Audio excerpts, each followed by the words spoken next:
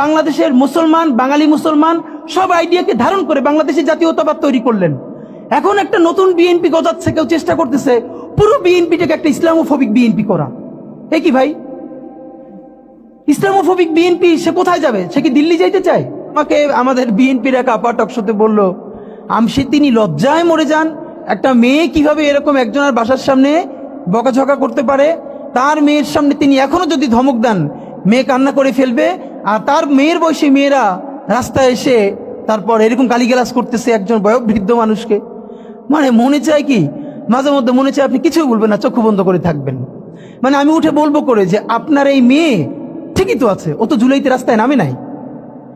যেই মেয়ে গালিগালাজ করে ও তো জুলাইতে নাইমে ওর ঘর সংসার হারানোর পালা হয়েছে। একটা মেয়ের স্টেটমেন্ট দেখছেন, একটা মেয়ে বলতেছে যে আমি তো ইন্টার ফেল, টাইনে টুইনে পাস করছি, আমি কোটা মোটা দিয়ে কি করব?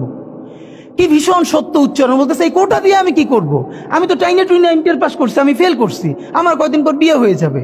কিন্তু আমার ভাইয়ের রক্ত দেখে আমি থামতে পারি না, আমি রাজপথে নাইমে আসছি। তা